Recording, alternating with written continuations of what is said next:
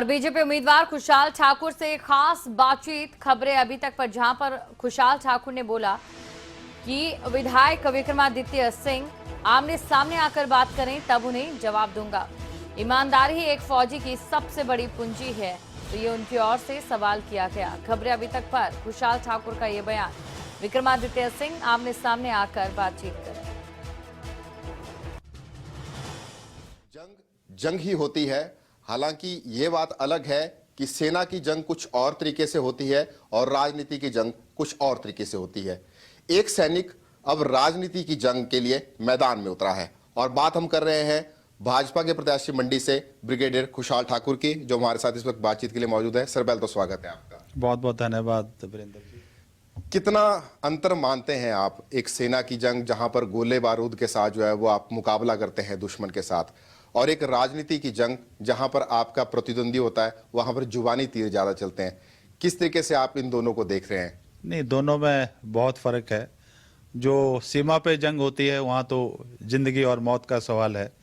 यहाँ पे जवानी जंग जैसे आपने कहा, लेकिन मैं एक पूर्व सैनिक होने के नाते और एक भाजपा का प्रत्याशी होने के नाते इस बात में विश्वास करते हैं कि स्वच्छता की राजनीति हो, संवेदनशीलता की राजनीति हो, मर्यादित राजनीति हो और विकास के मुद्दों को लेकर राजनीति हो, तो मैं समझता हूं कि अगर उसके अंदर राजनीति को रखा जाए तो बहुत अच्छी बात है प्रजातंत्र की।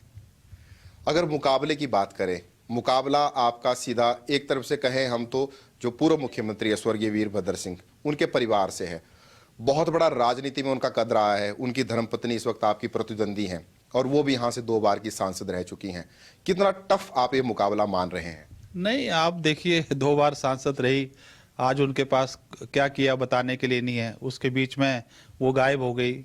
2014 में उनके पति हमारे वीरभद्र सिंह, जिनका हम बड़ा सम्मान करते, मुख्यमंत्री थे, उसके बाद भी वो हार गई। तो कोई टफ मुकाबला नहीं है, इसमें जीत भारतीय जनता पार्टी की होगी।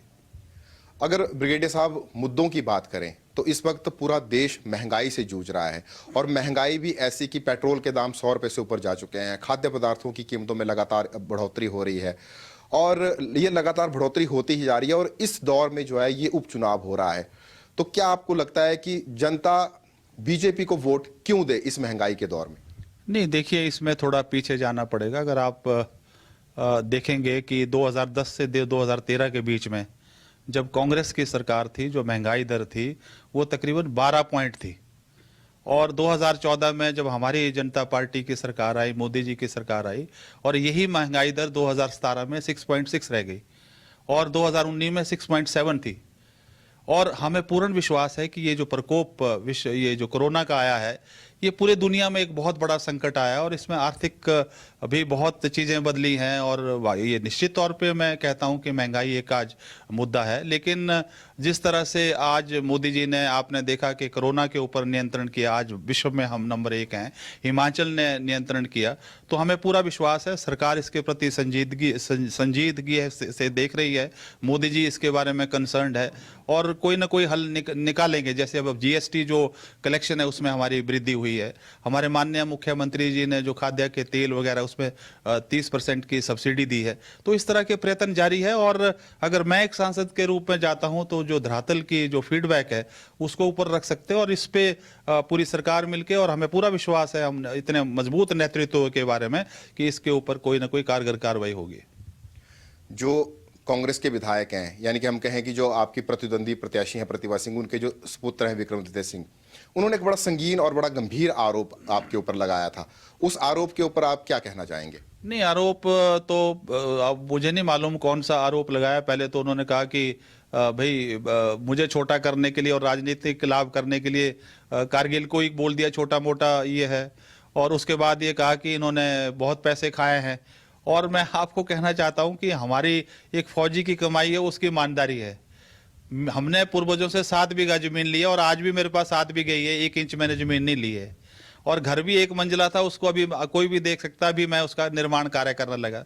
तो मैंने तो उनको खुली चुनौती दी कि तथ्यों के आधार पे बात करो, अनापशाह बात मत करो। कभी कारगिल की बात करते हैं, कभी मेडल पे एक प्रश्न उठा देते हैं, कभी कहते हैं पैसे खाए।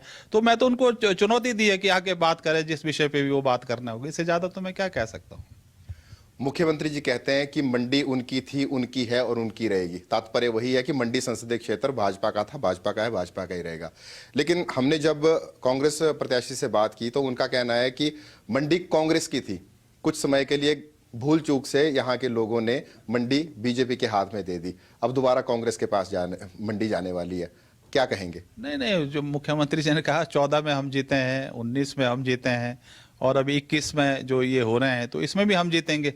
तो 2 बार पहले भी हमारे पास थी, तो अभी भी रहेगी और आगे के लिए भी रहेगी।